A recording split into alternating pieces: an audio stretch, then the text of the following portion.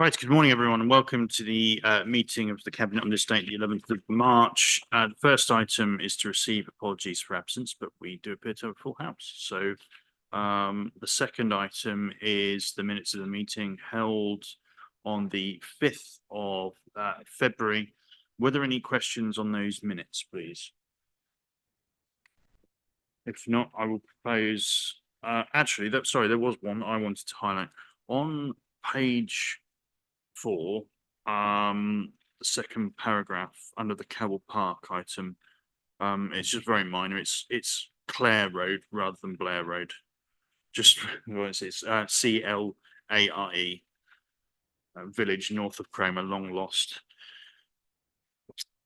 Thanks for that. Other than that, I'm happy to post acceptance, seconded by Councillor Shires, and presume everyone in favour. Thank you. I don't understand that we've got any public questions or statements submitted. Were there any declarations of interest on items on the agenda, requests for new dispensations? No. No items of urgent business. Item 6, member questions. Was there anything at this stage? No. Item 7, recommendations from the Overview and Scrutiny Committee. So we don't have Councillor Dixon here today, but obviously you can see the recommendations there in respect of the local economic strategy and action plan. And I'm happy to propose acceptance of the recommendations. That's seconded by Councillor Heinrich. Was there anything you wanted to say briefly on that, or? No, there was full debate at Overview and Scrutiny, and I'm happy to accept those recommendations. Yeah, brilliant. Okay, thank you. And I presume we're all happy with that. Okay, item 8 is the budget monitoring for period 10. Councillor Shires, go ahead. Thank you. Good morning, members. Apologies, my computer's just doing a restart currently. So this is the budget monitoring for period 10. When I last came, I'm just trying to find the correct page of where it shows where we were when I last came in September. You can see that the gap has widened slightly. I have forewarned both Cabinet Overview and Scrutiny and the full council that the larger overspend of the temporary accommodation funding has been coming in a precursor to where we are today. There's a full explanation of this if you move over to page 20 under 2.34 and beyond. That's not to say that Councillor Fredericks sitting to my left hasn't championed this cause not only locally but nationally and continues to do so. Unfortunately, the government subsidy remains poor. I think I would say in this regard, we have to react to temporary accommodation. That's our legal duty, and we do so for the people that present. But unfortunately, the government aren't meeting us even halfway with the costs of temporary accommodation in the district. The other thing that I would just like to bring to the attention of members is page 21 to 22, where we talk about interest and potential for borrowing. I'll do a brief introduction and then I'll hand over to Officer Stankley to add any further information that I may miss on this. So members that have been with us for a longer period of time will remember the intent to borrow when we undertook both the REEF project and the purchase of our refuse vehicles. We were very, very lucky to not have to do that using the liquid cash that we had to be able to purchase those without borrowing. As we have moved on beyond that, we're finding ourselves in a position where we may look to undertake that borrowing. That isn't because of anything that we've done. It's because to support us with cash flow specifically when we have to pay parish precepts and things like that out. And we need to make sure that at all the point we've got the cash in the bank. The reason for that is when we collect council tax, we don't collect everybody's council tax all at once, which many people will appreciate. All that means is that at some point we're going to look to offset the short-term quick borrowing that we've been doing. If you look under 2.42, that would explain a little bit further about the potential just to get some stability in the coming year. Aside from that, it's over to officers to look at how we address the deficit going forward. But I've got every faith that when we come to the outturn report, we'll find ourselves in a balanced position. Okay, all right, thank you ever so much. Mr. Stankley, I don't know if there's anything you wanted to add to that. I don't think there's really anything else to add in terms of the borrowing situation. It is one that we knew would come along at some point. It is to replace the cash that we've previously used in terms of spending on that project for the reef and then purchase the waste vehicles.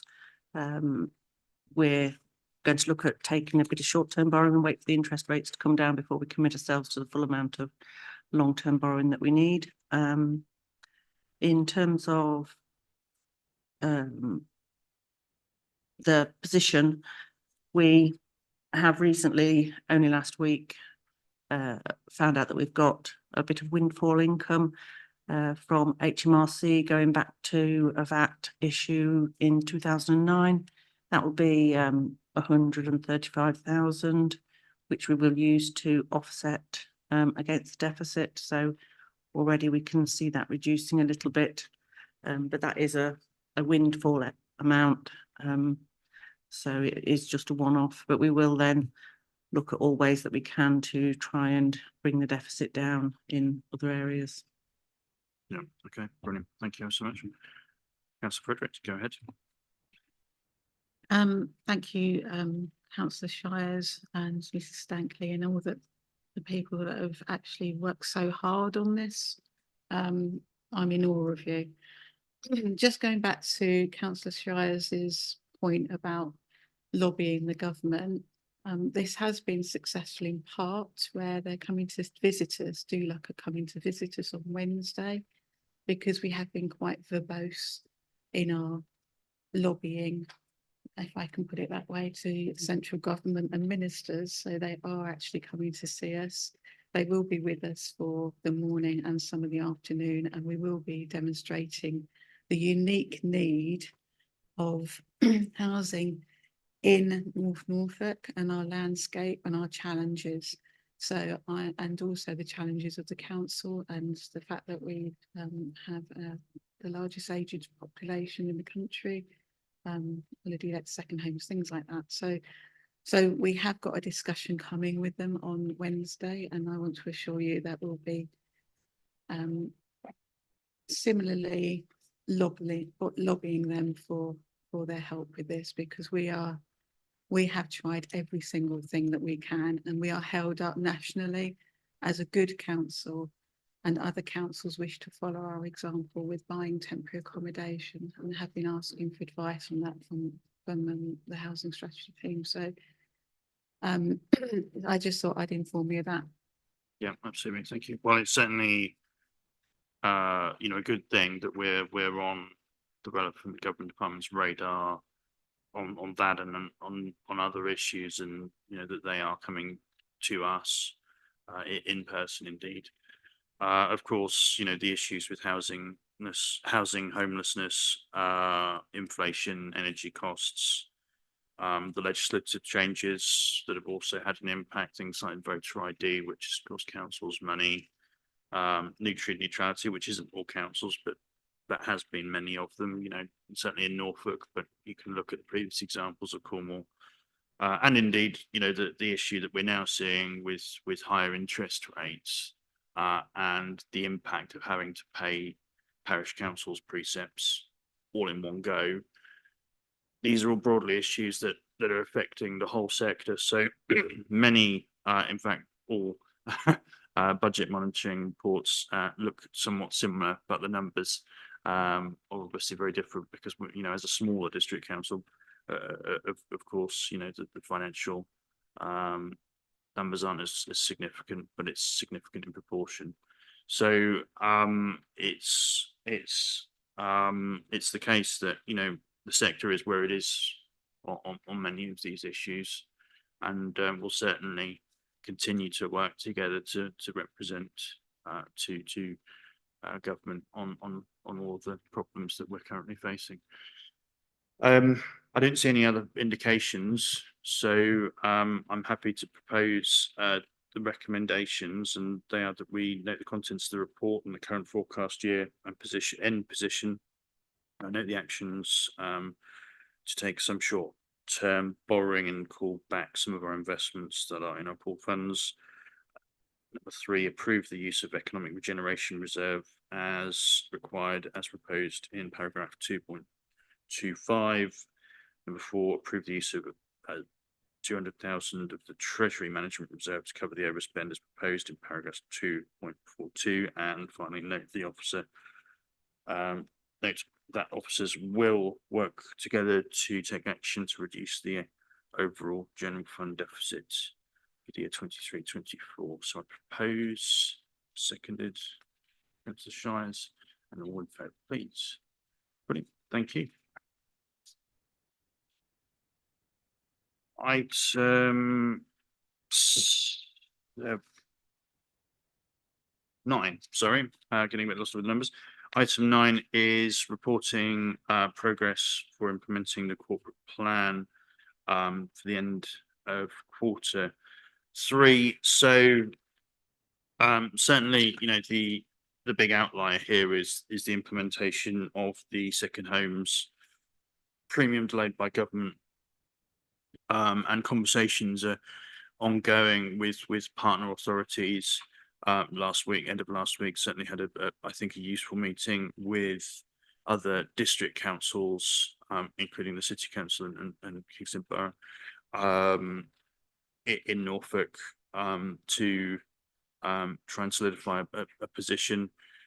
So hope to report back on that soon, with possibly a business plan for our proposals moving forward. The focus that might have been on the rural strategies had to be transferred to the Fakenham Leisure Centre, because obviously, you know, delighted that we were successful with that, but obviously that has implications in terms of our time. So we will allocate officers to support this work shortly. Local plan examination, and we're now awaiting feedback, of course, following, I believe, the end of those sessions. So well done to officers and everyone else that supported that work. I know the Coastwise drop-in events, very successful, very useful, lots of useful conversations at the 2 or 3 that I dropped into. Works, of course, now underway at Cromer and Munsley, you know, very much the most significant project we have at the moment, and, you know, delighted to see that on the move. And we look forward as well to hearing more on the Wells neighbourhood plan soon. And the work on Holt toilets, I understand the tenders are back, so we look forward to providing those facilities soon. That will be very good for the future of Holt. And huge success on the Holt Banking Hub nomination, which we will support into the future. And finally, Cedars, you know, it's great to see that mentioned there in terms of the tenancies and that property largely being filled. So, you know, against those odds, that's really fantastic. Thank you to officers for the production of the report. Very clear and concise. I didn't have anything further to add. Were there any points? Callum, go ahead. Thank you. Yeah, I just wanted to add a little bit on action number 2 about developing a response to the waste and resource strategy. Although it's indicated as green, I believe that is largely down to the fact that the work that we have done as a council has been on target. The one risk associated with that, of course, is central government's allocation of funds towards the introduction of the food waste collection has been less than is possibly needed to roll that out as we'd like.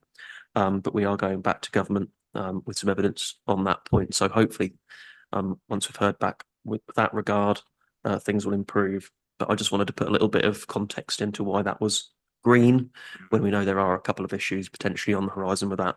Thank you.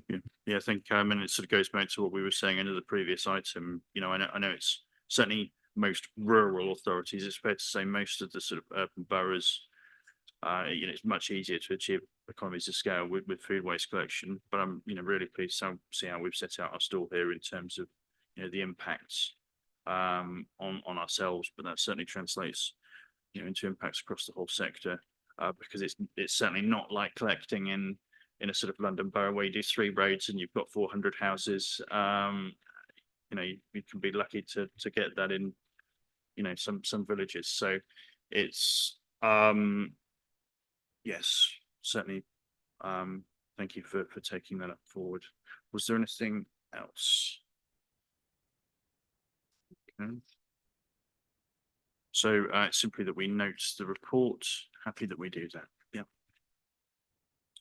Item 10 is the local economic strategy and action plan. Councillor Heinrich. Thank you, Chairman. Yeah, firstly, I'd like to record my thanks to Officer Quick and his team for the incredible amount of work they've put into developing this strategy.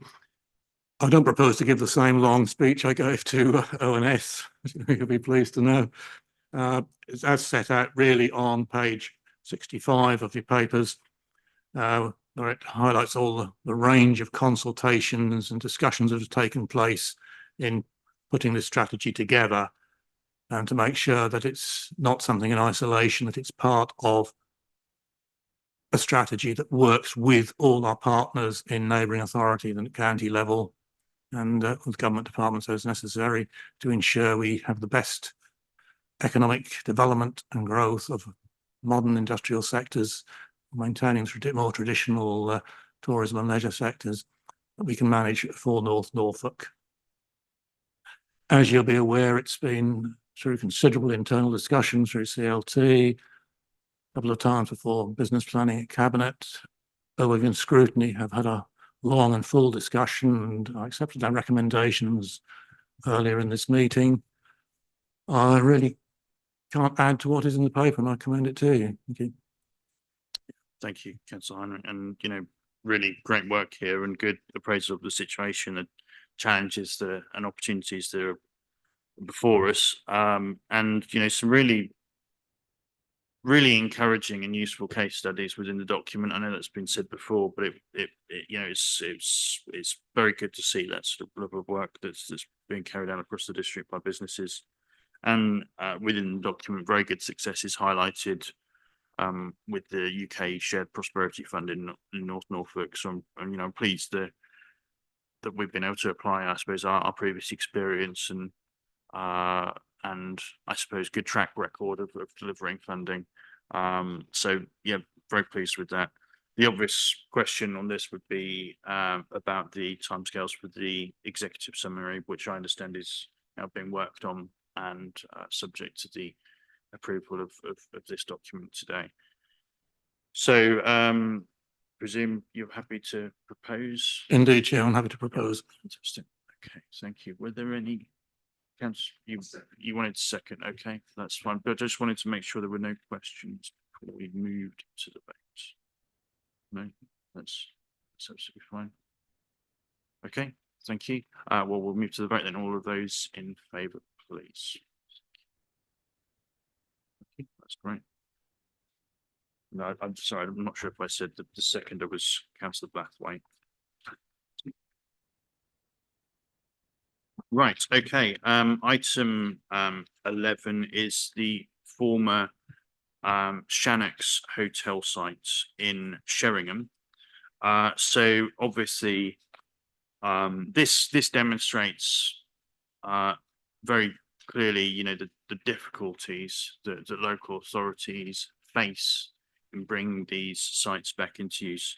It was the Liberal Democratic administration that started the CPO process, and of course, it's taken some time to get here as we explore every possible avenue and work with the landowners to try and resolve the situation. These are very much last resorts, and it's not without impacts on us in terms of resources, staff time, but it is, a costly process. For all of those reasons, it's not something we see very frequently in the local government sector. That said, we know the impact this has had on Sheringham for a considerable time. Of course, there are other properties across the district where our work to bring empty properties, long-term empty properties, continues. So during this item, we will need to go into private business to speak about some correspondence that we have received, and we clearly couldn't discuss that in public. That's really possibly the main reason for carrying out that action. There are obviously, lots of legal considerations with such a matter. But if I can, first of all, I just wanted to see, do you, Councillor Cyrus, want to say anything on the item? Yeah.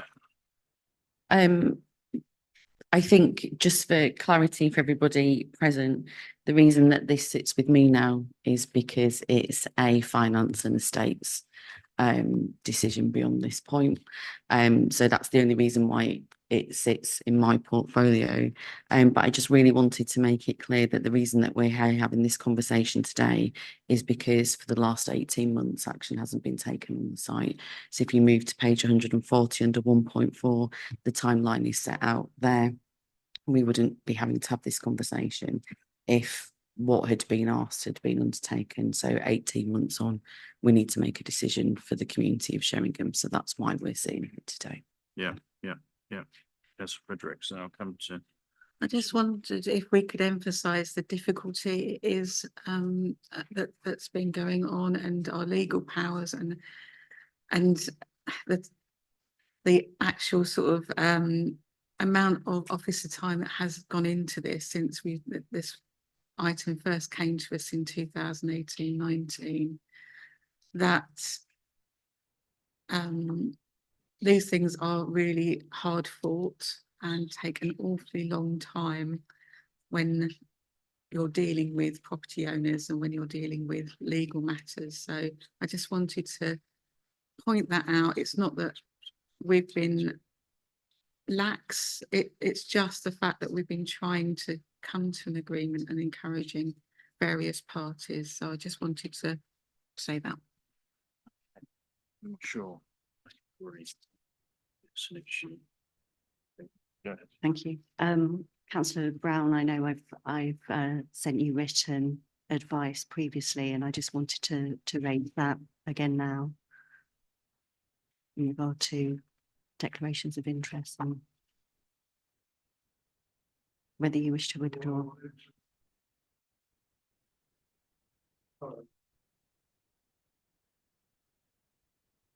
What interest do I have in the Shannocks? Can you outline that, please? No direct interest, but you do have another interest which has been raised, may have an impact on any decision that's made in regard to the Shannocks. I mean, I personally don't feel you do have an interest in the item, because we're here to deal with the Shannocks and the Shannocks alone. I appreciate, there was issues across the district, but that's my own view. I don't know if you want to say anything further. No. Well, I mean, if it helps, I can abstain on the vote today. Sure. Okay. It's up to you entirely. Well, I've sent my written advice. Ultimately, it's your decision. Yeah, I'm quite happy to abstain on the vote today if that makes it, more compliant, but as far as I know, there's only one pecuniary interest, and that's a direct pecuniary interest. And I don't think we need to create a subcategory of indirect pecuniary interest or in addition to a direct pecuniary interest or a direct non-pecuniary interest for that for that matter. So yeah, I don't need to see the result from the meeting, but I'll abstain if that helps. Sure, that's fine. We understand your position. Okay, I just want to, yeah, I've got a couple of indications, but I did want to bring in Officer Williams just to introduce the item from that perspective, and then I'll come back to members if that's okay. All right, go ahead.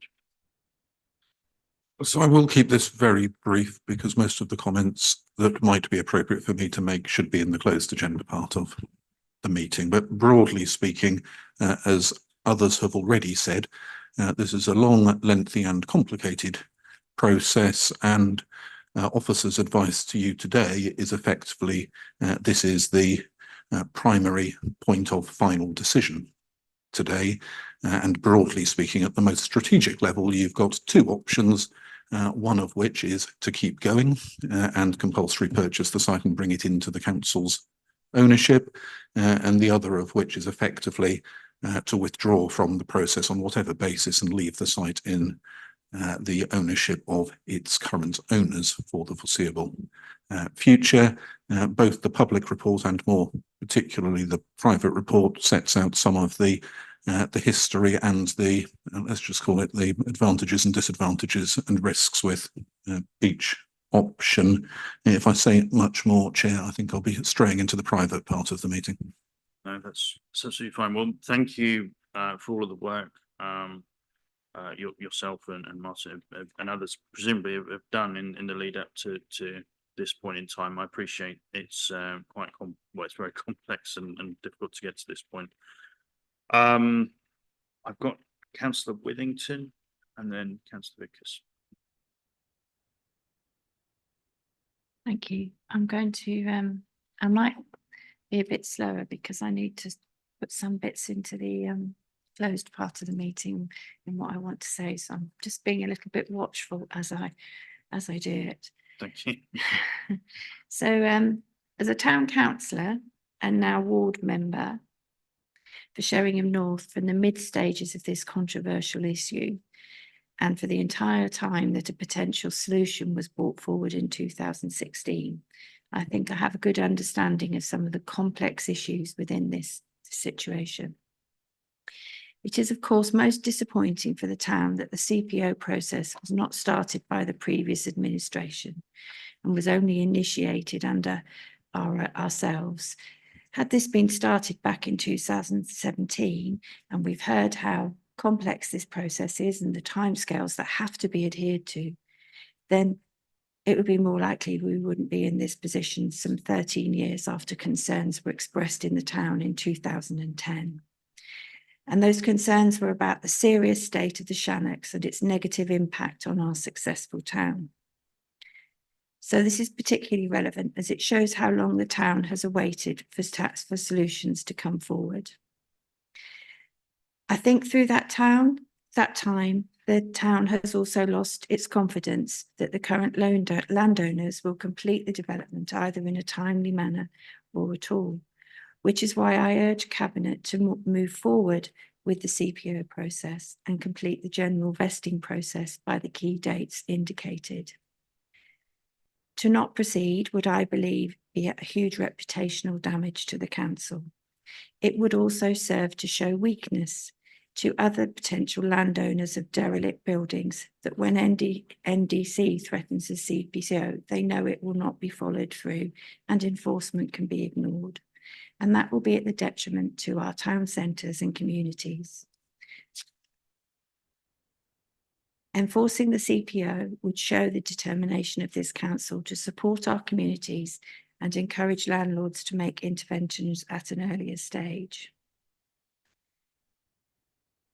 There are other factors as well, in that the demolition of the Shannocks has left the building next door on the high street exposed with eternal walls in effect being damaged by the North Sea elements. This has blighted this building as well, and the freehold holder has been unable to make suitable adaptations to weatherproof it, despite being willing to fund this, as the current landowner has, as I understand it, refused his neighbour access. This behaviour is, I believe, reflective of the difficult nature and behaviour of the landowners of the Shannocks throughout this process. Were we not to complete the CPO process and having successfully forced through the demolition, we would be leaving the freeholder, leaseholders and the small businesses in the building to the vagaries of the Shannocks owners, potentially an ongoing basis. Hardly a moral action on our parts.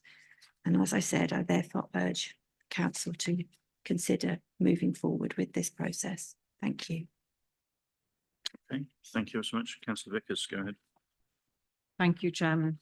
The reason I had my hand up so urgently before was because I didn't know whether you'd want me to ask this question in open or closed session, but I gather that I've got the right to go ahead. So I understand that when we have a straightened budget, it's important not to just be partisan within one's own ward, but to see the bigger picture and work together for the common good of the whole of North Norfolk. However, without being partisan, I would just ask officers to think again about the situation in 9 Norwich Street, Fakenham, which is a derelict building. Can I just say, this isn't an item about 9 Norwich Street. I appreciate, you know, we've all got these concerns in our wards. You know, I've got a long-term empty property, commercial property of my own, but can we stick to the item? Is that okay? If I may then, without interruption, take it from a more oblique angle, I think, as Mrs. Jordan intimated, when there are conflicts of interest, and we know there's a conflict of interest, you know, that can impact upon decision making. But I see that Councillor Brown has decided to abstain, so that's fine. I'm getting a bit concerned, really, because, you know, there are victims of the situation at 9 Norwich Street. Councillor Brown is one of them, and I don't feel that it's acceptable, to be honest. This continues in full council sessions and now here, because, you know, for political benefit, the victims should not be, I think, being utilised for that benefit at all. I feel quite strongly about that. Clearly, it's, I think, entirely unacceptable. It's not Councillor Brown's fault that we're in the situation. I have never said that it is. I think, you know, I mean, you're going way over the line. I'm certainly not. I mean, it's we'll move on. patronising and cynical. I have every sympathy with Councillor Brown and anybody else who's connected with 9 Norwich Street as well. But I also have a great deal of sympathy with the residents of Fakenham. Yes. And to say that this is a political issue is nonsense, when the people who came to speak, the members of the public, And they them all certainly, walked the line. Councillor Vickers, they certainly have a valid point. And, you know, we want to try and secure the future of that building. Absolutely. And we'll continue to do everything we can to do that. But it's not the item we're discussing today. And Councillor Brown does not have an interest in the Shannocks and sharing. Okay. Councillor Shires and then Councillor Fitzgerald. I'm a little bit disappointed that this has turned into not the item that it should be, because the community of Sheringham have waited 14 years for us to be able to look at drawing this to a close. So I don't foresee any practical reason why anything else should be mentioned at this point. And I really want us to just keep focus on Sheringham, because 14 years is a really long time to wait for any closure on this thing. So I'm happy to move into private business when everybody else is. Yeah, I think we'll do that very shortly. Councillor Fitzgerald. Thank you, Mr. Chairman. I find this discussion's become a little difficult. However, I do have some sympathy with my colleague to the left here, because actually it is highlighting the fact that this administration is just going from pillar to post and not making decisions about 2 particular properties that are upsetting the locals. Okay, so again, there's no decision to be made on 9 Norwich Street in Fakenham at the moment. It's not the item we're discussing today at all. We continue to try and work to bring that property into some form of use, whether it's the building itself, the plot of land, or whatever. There's all sorts of avenues that need to be followed there. You cannot just go from the position we're in to having some form of control of the building. This process does not work like that. You have to demonstrate you've done all of that work. And, you know, we continue to try and work with the freehold owner of that property, which we're not supposed to be discussing now, as much as we can to secure the future of the building and improvements to the facade. Once again, we're not in control. We haven't been in control of this building either, but this is far more, you know, advanced in the process in that sense. So we all feel strongly about these buildings. You know, there are examples of them all over the country. We do frankly have less of them than many other council authorities, but we're sending a message here to the owners of all of them that we are taking serious action about them. So, you know, it should be welcomed that we're prepared to take this sort of risk to actually bring about significant change for our towns. And, you know, we'll certainly continue to do that work in Fakenham. You know, there's active considerations around properties in Hobbiton and Cromer and other locations as well. But it's certainly the case we're just here to talk about Sheringham.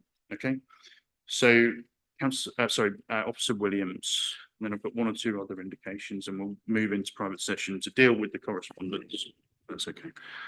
So just to make 2 further points whilst we're in public session. So for the avoidance of doubt, the former Shannock site owners are aware of the report today and have provided comments on it, which we'll come back to in the private sector session, but for matter of public record. And then secondly, just want to draw attention to paragraphs 3.3 to 3.5 of the report, which do comment that during the fairly long period that this has been an issue, you know, the council has achieved some components of what it was seeking to do in relation to the demolition of the previous building that was there. So we're not in the situation we were X years ago when there was a abandoned semi-derelict, whatever one chooses to call it, building as the problem on the site. So something has been achieved in the last 10, 12, 14 years. Up to you in the private session as to how much weight you choose to give that versus the conclusion of the whole CPO process. Thank you. Did I see your hand? Yeah, just to say that as a member of Standards Committee, I have supported councillors with intimate knowledge of subjects who could be said to have interests, pecuniary, because they have additional knowledge. And we have supported dispensations to various councillors on that basis. So I would say that Councillor Andrew is more likely to be able to add to this discussion than not. And on that basis, I absolutely support his being here and being able to vote. Certainly do. Okay, thank you. Were there? I would say that in this particular situation, Councillor Brown hasn't applied for a dispensation, and my advice to Councillor Brown that I have sent him in writing remains. That's fine. It's understood, but yeah, I don't think anyone of us feel that it sort of applies to this building. Okay. Were there further indications? So, Councillor Whittington, go ahead. Thank you. Sorry. Sorry, I found it rather frustrating to hear them muttering, "Why don't you just get on with it then?" from behind me, from Councillor Fitch-Tillett, when it was her administration that failed to start the CPO and get this underway. If we, I welcome Officer Russell's comments on, I really struggle with your name. I'm so sorry. You're just Russell W. That'll do. It's Williams. It's the Welsh part of my heritage. They've got too many Russells. Apologies. I really welcomed your comments about the fact that the demolition was completed, because that was with huge relief for the town that we weren't actually looking at the awfulness of what the Shanex had become. And, you know, if it seems like I appear negative about it, I am not at all. I have welcomed every step, and I've also welcomed the fact that this council has taken their time. They have ensured that everything has been done properly. They've ensured that the owners have had those opportunities, as we've heard today again, to come back. They are aware of the report. They've had those opportunities to engage with us, to try and move forward. They have not taken those opportunities. And if we move forward, I am confident that we will not be facing appeals and against the CPO to say that we haven't done things properly. And I know the people in Sheringham would rather that had taken slightly longer and it was done properly and it was to be successful than to have rushed through it and just got on with it. So thank you, officers, for ensuring that that has taken place. Yeah, sure. I think there's often a sort of public misunderstanding about the process as well, in that, you know, it's immensely costly. We don't simply take control of the properties for free, but you're right to point out everything you have. Okay, let's pass our resolution to move to closed session. So I propose that under section 100A4, the Local Government Act, that the press and public be excluded from the meeting for the current item of business, on the grounds that it's likely to result in the disclosure of exempt information. We're obviously wanting to talk about some correspondence from the in relation to the property, I should say. Okay, so that's seconded by Councillor Shires. All those in favour, please.